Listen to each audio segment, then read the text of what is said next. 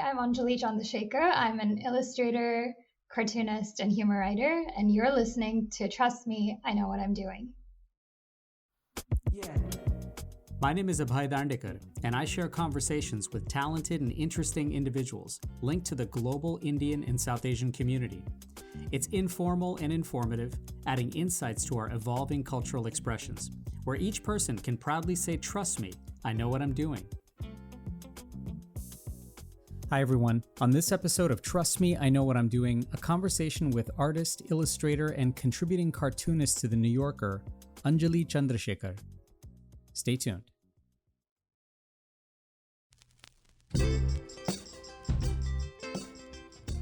As always, thank you for listening to the show and for passing it along to your friends and family, and for rating and kindly reviewing. It's very much appreciated, and I'm so grateful. I was thinking about the effort and seriousness that goes into what we do and what we accomplish.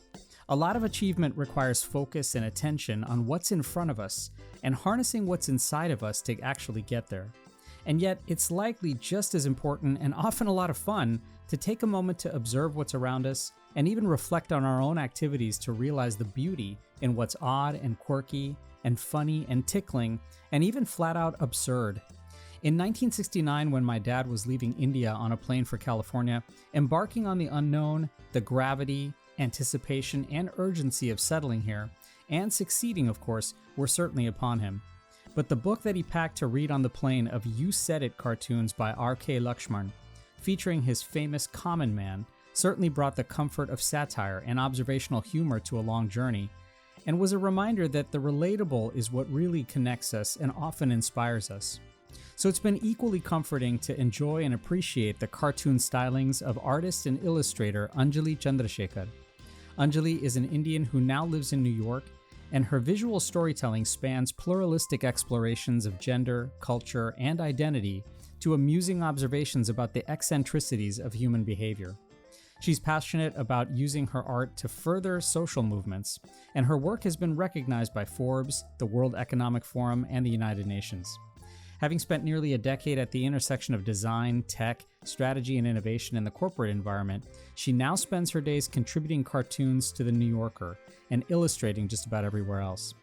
I personally have found her work to be disarming, clever, human, and often hilarious, with content that speaks to everything from trying to fold a fitted sheet to never finding that sweet spot that allows a hands-free faucet to turn on actually in a public restroom, to that perfect timeliness of chaotic thoughts that find us when we're trying to find peace through Shavasana.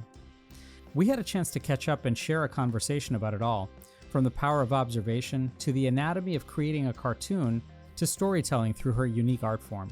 But since we were chatting last month, after I noted a cartoon of hers about the joy of fresh enthusiasm and fresh promises at the gym, I started by asking her if she had any of her own New Year's resolutions.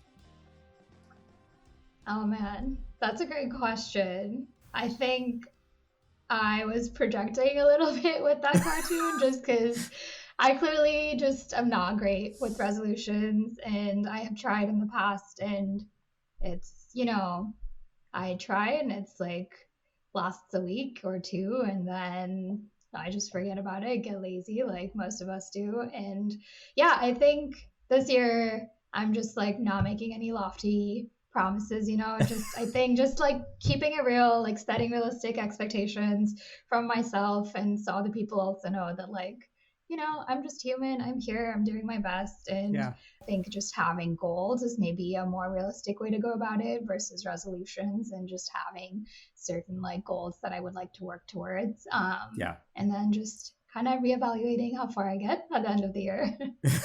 Well, and I mean, in making it so that there's not a whole lot of absolutes, right? Like no blacks and whites, and keeping it real, as you say. Does that same kind of modus operandi, is that something you hope will translate into your work and make it so that it's not so absolute? Like, in a world where deadlines are obvious and, you have to have sometimes some boundaries to those. Does that ever translate back into some of the creativity or the process of the creativity? I feel like it's hard to force things in the creative process. So like I could say, yes, I want to do XYZ, but it's just not going to happen, like cartoons just like have a mind of their own. They come to me at different points in time, and Yeah. you don't know, like, I can't control that process. And so I think there are ways to kind of create routine and kind of create spaces to feel creative and to feel inspired. And that's the most that I can do, is to like cultivate it in my daily life. But I don't know if I can kind of, I don't know, formula Modulate my that. way into Yeah. into like making art. It's just, it's, there are no rules, and I think that's what I love about it in some ways. Do you have to be, to some degree, pretty self-aware in order to get to that point, to make it so that, like, look, the creative process is one that has to sort of like come organically, as opposed to, being formulaic. And by the way, that same spirit, have you has that taken practice for you to, get to that point? I think it's just, again, yeah, being disciplined about cultivating it in some ways, just kind of making space for like free writing or free, like just ideas to roam. Yeah. One of the things I love to do is to just go on walks and kind of let your mind wander. Yeah. It's important in, like, especially I live in New York and it's so chaotic. There's like 1 million things like happening all the time, and you're so inundated with everything literally, like in your daily life around you. There's just so much, and I think that's great, and I'm really inspired and kind of live off of that energy. But I Yeah. also kind of need moments of like calm, and I need to kind of find time for me to see, like, kind of cut through that clutter and see what ideas come from it. Right. And so I think all of that kind of takes practice, and it takes patience and some amount of discipline to let those ideas come to the front. It reminds me that, like, there's some real power to, having stillness and quiet, and especially to sort of harness the quirks of things, or even the kind of absurdities of some of the things that you actually, draw about, or that you actually create in some of your cartoons. Like that New Year's cartoon, I probably was probably most fascinated by the personification of the dumbbells. Why that was chosen in that way. Does that part where, that quiet, that stillness, and that ability to then see the absurd in things, or the nuances in things, has that made you just a better observer in general of life? For sure. I think about this a lot, and I don't know if I consciously cultivated it, but I've always been a very like curious person. Um, was sort of introverted growing up, and I think that, I spent a lot of time painting and drawing and being by myself growing up.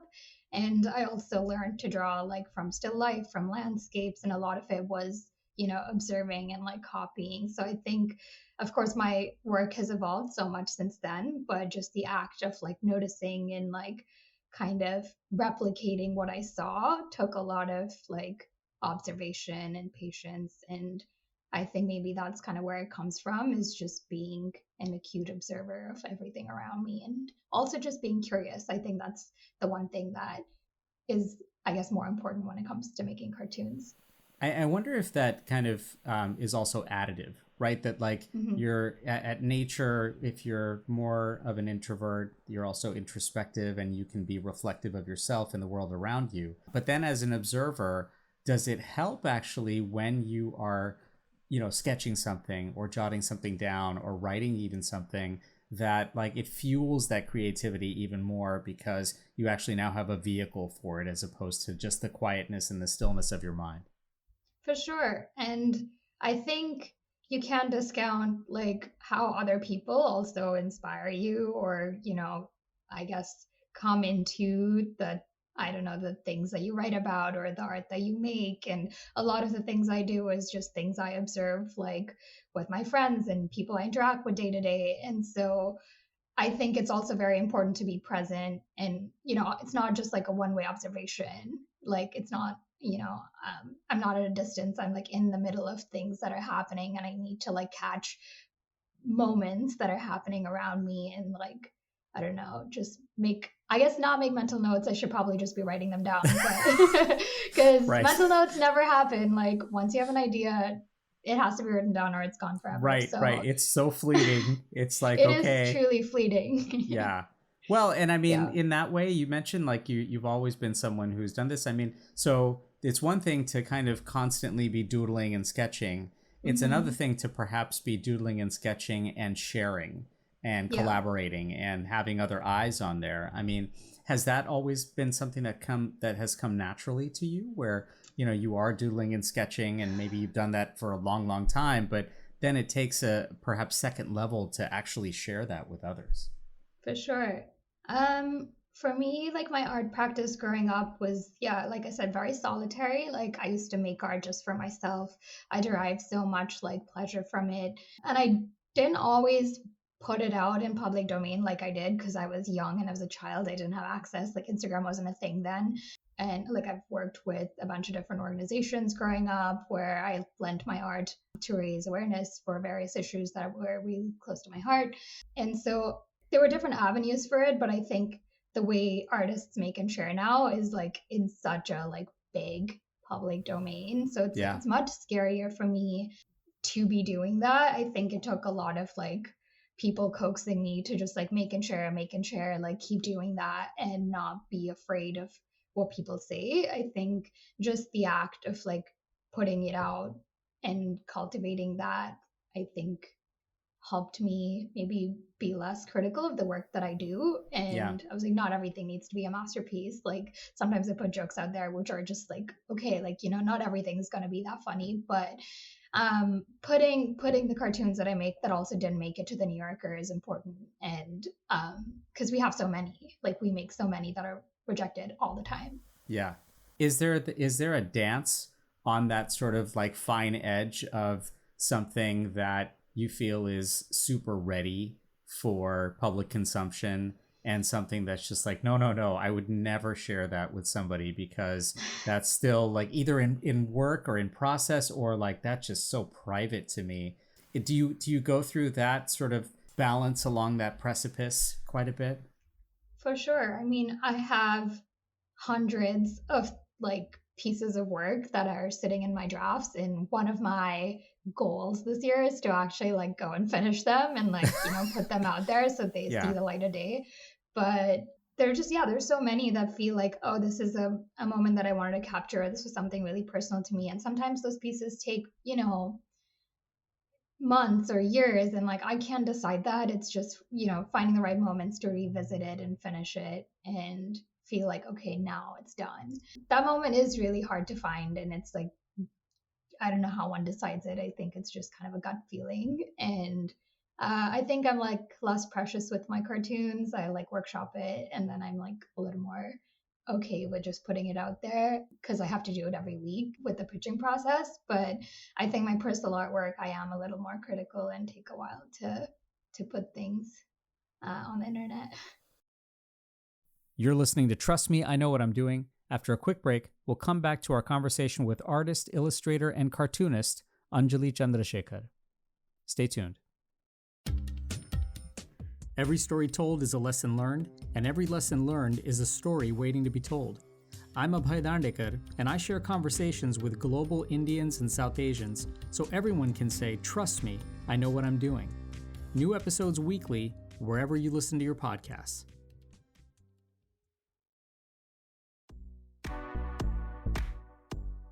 Hi everyone, this is Sid Sriram, and you're now listening to Trust Me, I Know What I'm Doing.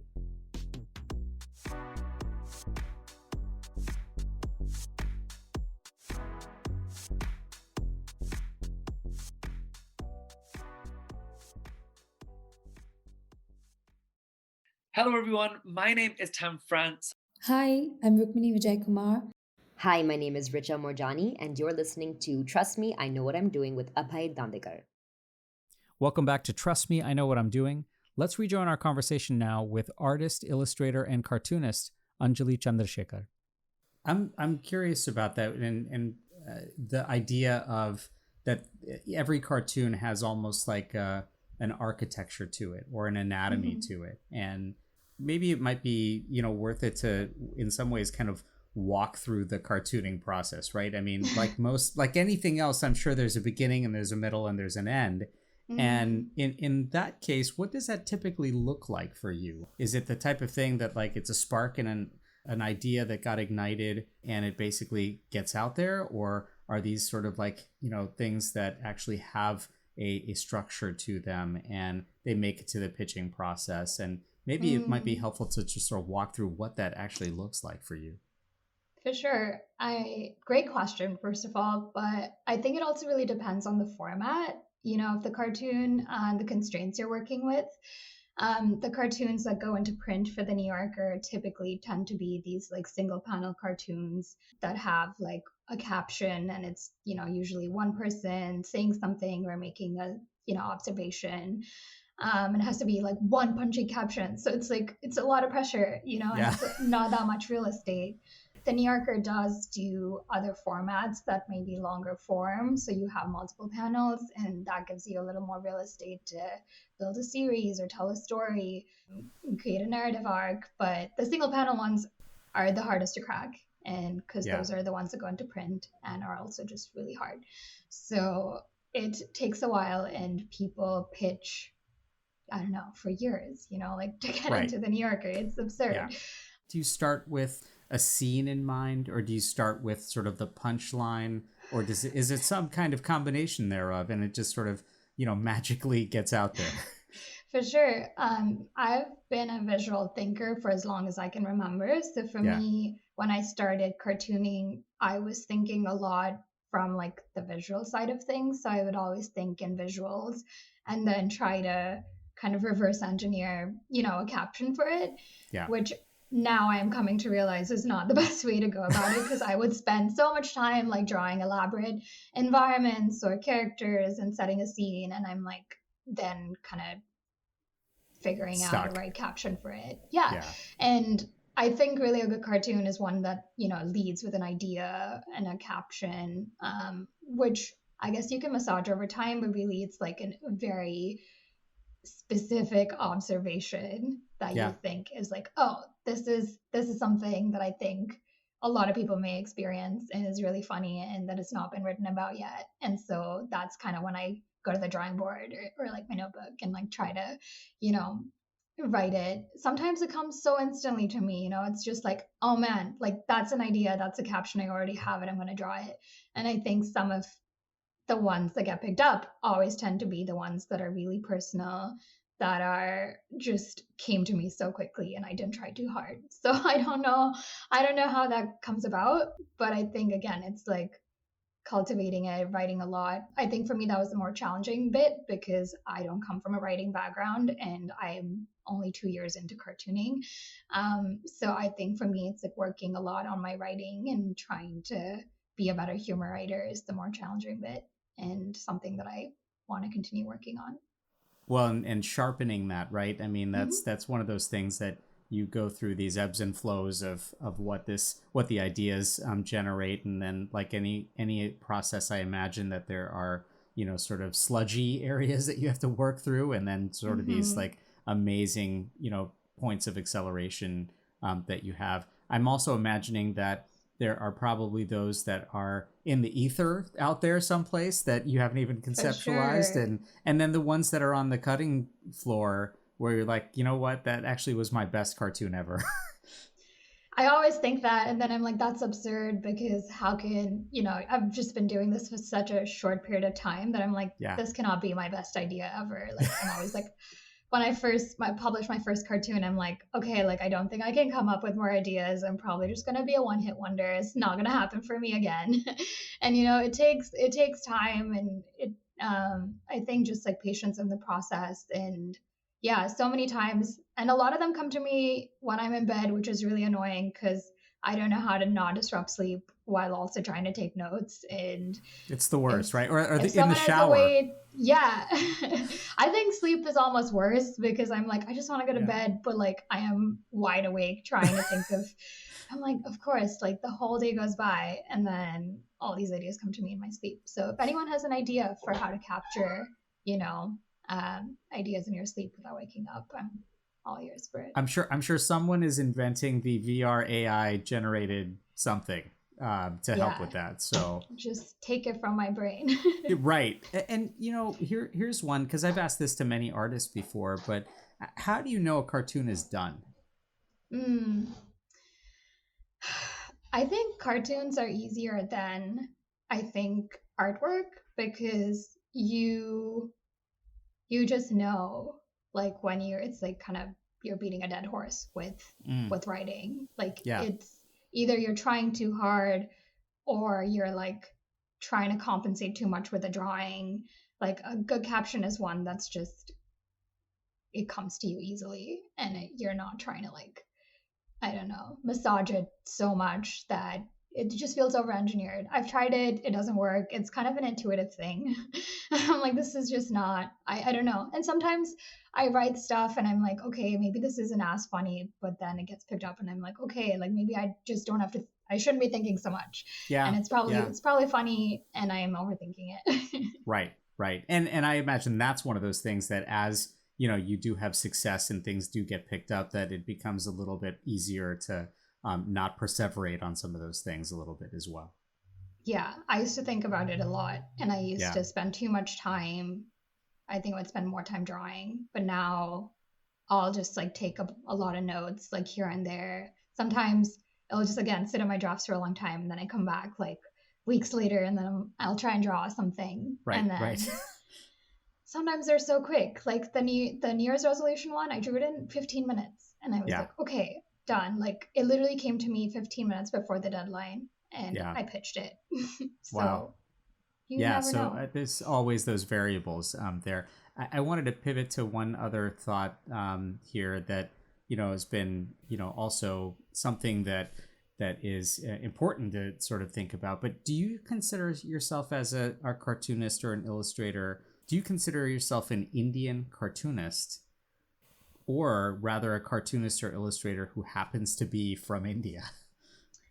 That's a good question. I don't see that much of my identity come to the front. I think in the things that I write about in my Yeah. cartoons, but I think that's a bit different in the things that I explore in my personal artwork because Sure. I am very inspired by, you know, themes around India and my identity and I love drawing scenes from India and those are things I grew up doing and I still do and want to keep exploring. Yeah. I think the New Yorker, it again has different formats. So I think I would love to do maybe longer form comics that explore my identity or Yeah. tell stories that kind of dive into A little bit more of culture. that. Yeah. Yeah. And I think there are avenues to do that. I think the single panel ones are just I have not been able to it's hard to be hyper specific when they have such a like large readership and Right.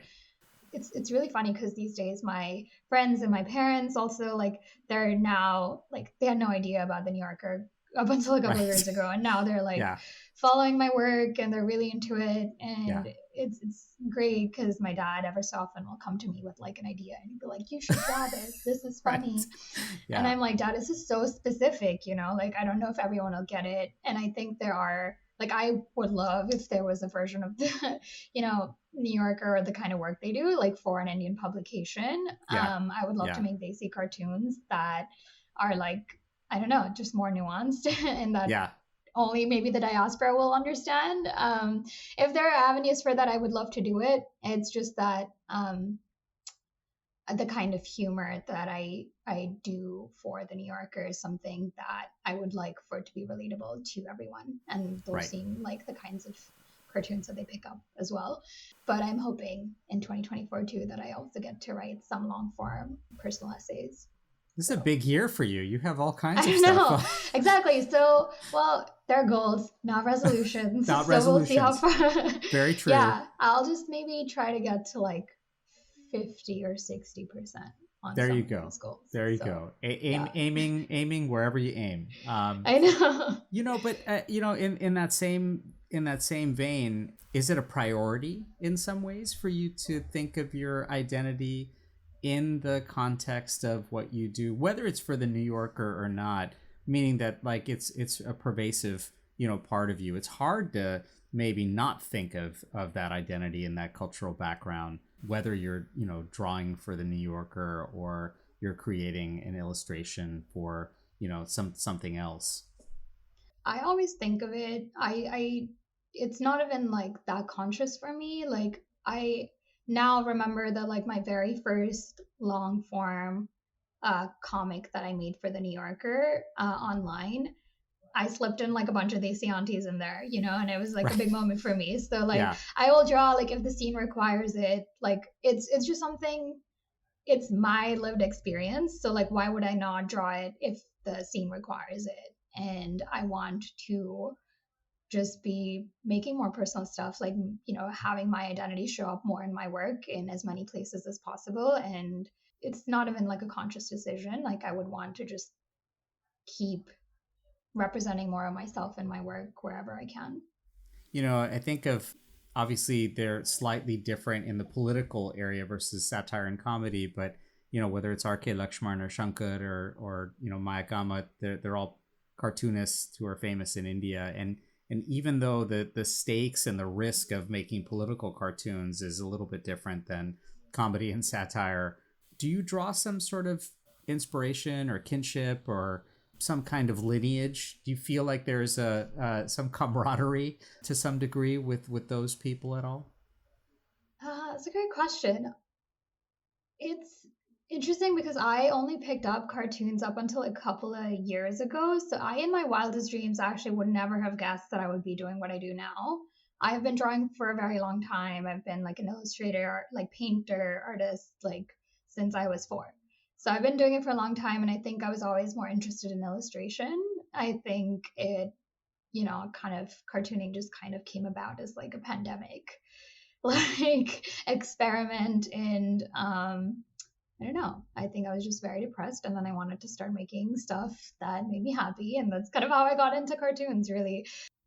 So I don't know if I like grew up.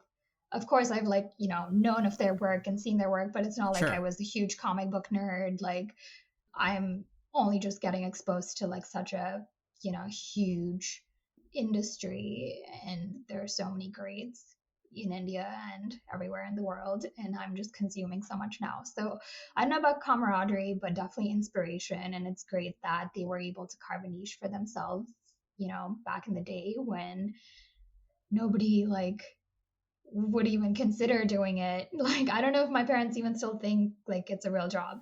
So Yeah. Yeah. so I don't know, it's Whole really other cool. side of that too. Yeah. Yeah. So I think it's great. The fact that we still kind of look at their work, and Yeah. some of them are still so relevant, and I would love to, Sort of mirror some of that. yeah, Yeah. a modern version of that. You're listening to Trust Me, I Know What I'm Doing. After a quick break, we'll come back to our conversation with cartoonist to the New Yorker, Anjali Chandrashekar.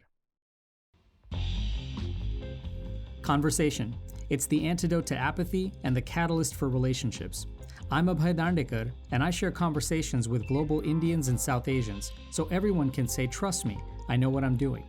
New episodes weekly, wherever you listen to your podcasts.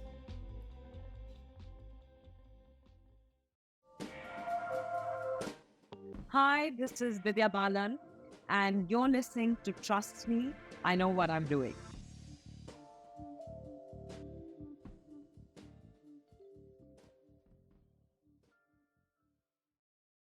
Hi, this is Farhan Akhtar. Hi guys, I'm Ananya Pandey. Hi, this is Madhuri Dixit, and you're listening to Trust Me, I Know What I'm Doing with Abhay Dandekar. Hi there, I'm Abhay Dandekar, and you're listening to Trust Me, I Know What I'm Doing. Let's rejoin our conversation now with artist, illustrator, and cartoonist, Anjali Chandrashekar. I wonder, I mean, like, because so for many, at least for myself as an Indian American, and even someone who has, a lot of real kinship with, culture and background, even whether it's something like a political cartoon or even a comic book like Amar Chitra Katha, those kinds of things, I mean, definitely resonate because they're still like, telling stories to some degree. Yeah. And the audience of that story is always in some ways kind of ever changing. I mean, I think you shared recently on social media that Jennifer Aniston, made a comment about one of your cartoons. And so I'm curious how you process feedback and reaction. Does it matter at the end of the day who likes this or who doesn't like this? How's that, in a way process been for you now as the scope of your work has over the last several years changed? That's a great question. Like, are you asking just specifically like in the lens of cartoons or? Yeah. I mean, mostly with that, like, Okay. does the audience matter? Does feedback make a difference? Does it somehow inform your next work? Jennifer Aniston liking something, like, okay. Like, I mean, it's amazing, that was right? Crazy. Yeah. I guess the question is that, like, how does feedback and reaction in some ways inform your work? How do you, as an artist, how do you process that? I think I've been fortunate to have mostly received like good feedback for my work. It's not like, I have so many peers who've talked about instances where like people will go comment on their cartoons being like, this is not funny, or like, I don't get it. And there are a lot of like, absurd cartoons that take a minute to like figure out. Luckily, I feel like most of the things that I write about are fairly like accessible and like easy to get. So I haven't received like any bad feedback on my work. But of course, I am very open to feedback. I think the feedback that I care about the most are like my peers and my mentors and people who actually know the craft, and I really value their opinion. And I've been fortunate to, like, I even got into cartooning because I was mentored by a New Yorker cartoonist 2 years ago, and that's kind of how I got into it all. His name is Jeremy Wynn. And so, yeah, I really value his opinion. I value like people who kind of help me workshop my captions. Like every so often I'll like send my batch to them and I'll be like, does this caption look okay? Like, how can I make it better? I think that's really important to me because I'm always like trying to get better and I want to learn and I'm still learning. So I think feedback from them is super valuable. And of course, it's like really nice, it's crazy that when I see like my cartoon can reach people all across the world. Like even my yoga cartoon was such a shocker because I didn't realize like how many people were obsessed with yoga and like could relate to this because there are people like resharing it from like every part of the world, and it was awesome. Like it's a great feeling to that's the thing about cartoon and art making is I think I want to be able to either like shine a light or show a mirror, to just like the way society works or its eccentricities, its accomplishments, its failures, just the whole human experience. And writing about it and making cartoons about it is something that I want to, I guess, like cultivate in my work and be known for. So I imagine that you're not going to necessarily be contacting Jennifer Aniston to storyboard your next one then. I mean, hey, if she wants to work with me, I would totally be down. Yes. I mean, again, the critical thing is if she wants to work with you, right? Well, yeah, that's an obvious, yeah. Well, that would be, what an honor that would be. Right. You mentioned this sort of like mirror on some of the, kind of oddities or absurdities or humorous things in life. What is communicating through cartoons particularly, and I mean for that matter any illustrative art, but particularly storytelling in this way, but I'm curious what it's taught you about yourself. Like, how have you changed as a person maybe in these last few years? I think to kind of really dig deep into what is very important to me in the kinds of stories that I tell, in the kinds of emotions I want any viewer to be left with or to take away when they see my art. Even if it's just like a quick laugh or something that's introspective or something that they can, later maybe talk about at a dinner table or like to a friend. And those are just like small moments that I think are so valuable. And it's great that an extension of my thought could then be taken and then translated into something meaningful for someone else. And I think, I don't know if that answers your question, but I was just going to say, has that made, knowing what that power is, has that perhaps changed a little bit of your approach, in your non-cartooning life at all? In a sense that like I don't take life as seriously. I really enjoy what I do. Even I think me, I've always, I think, since I've been drawing, from when I was so young, we didn't really talk about like, what I studied in college, or like I spent 8 years in the corporate world, like working as a design strategist. So it's taken me a long time to make this pivot, but I've always had this voice inside of me that I've wanted to, you know, just be a visual storyteller no matter what medium, and whether that's my illustration, my personal artwork, my cartoons. That's really what matters to me, and it's what I like doing, and I like connecting with people through my art. And I just feel it was a big bet to do that. I was kind of I was at a juncture in my life, like during the pandemic, where I had to like think about what I wanted my post-pandemic life to be. I had a lot of time, and like I got laid off from my corporate job, and I had all this time. And then I was like, do I want to just go back and like do another job, or should I just take the leap and make art and like see where it goes? And I'm still figuring it out. I don't know what my career is going to look like, but I'm really happy doing it. And I think it's just moments like this, like moments of connection. And, I have people write to me, and it's just those personal interactions are so special and motivating for me to keep doing, just kind of validation that I'm on the right path and I want to keep doing this and just making and sharing more of my work. Yeah, there's certainly a lot of validation and reassurance there. Has the process at all made you more empathic to others and their situations? Again, we talked about observations and the different ways that you can find quiet and stillness, but have you also developed a different sense of empathy through your cartoons?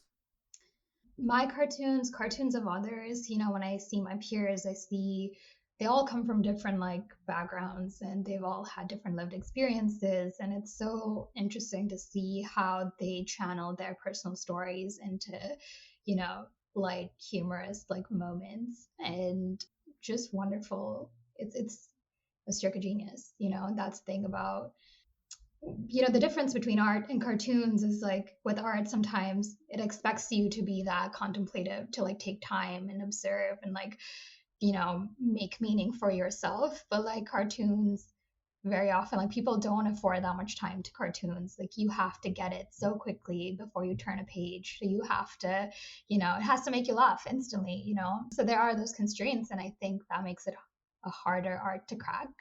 And I have a lot of respect for cartoonists because it's not easy.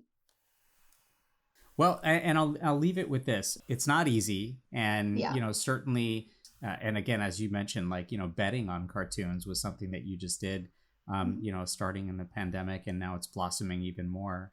We've been talking about 2024 and going big for you. but for the cartoon capture, let's say, for Anjali Chandrashekar, right now in the beginning of 2024, what's the scene and what's the caption? Oh man, that's a great question. Are you trying to like have me imagine a scenario, oh man, that's an interesting one. I'm like, maybe someone who is like at a race, like waiting for like the shotgun to like start, and then he's like, wait, I wasn't ready. It's just like 2024. Like, I don't know. I feel like you're never ready for a year, but then it just happens. Right. Like you just gotta sprint. Sort of like that person at the beginning of the starting line, and has the starting sort of like gun already gone off, or potentially. Yeah. He's like, potentially it started. It's or you might actually already be running and way ahead of the gun. I'm on top of it, I'm like I'm like a quarter into my goals for the year. There you go. Well, I mean, hopefully those scenes and those captions are, making you find peace. And I know that the ones that are getting out there in the New Yorker and all your illustrations elsewhere are finding people and hopefully making them have aha moments and discovering your work. Anjali, thank you so much for joining us. This was really a treat, and I hope we can visit with you again down the road. That would be so nice. Thank you for having me. Yeah, I've had the opportunity to listen to like your other episodes too, and they're all so personal and yeah, deeply inspiring and insightful. So thanks for having me. Thanks so much, Anjali. And please check out more of her work at anjalic.com. And many thanks to Anjali for also jumpstarting and inspiring some great artwork for Trust Me, I Know What I'm Doing. Remember that Valentine's Day is simply another reminder to both focus inwards on self-love and fiercely find ways for all of us to prevent loneliness. Till next time, I'm Abhay Dandekar.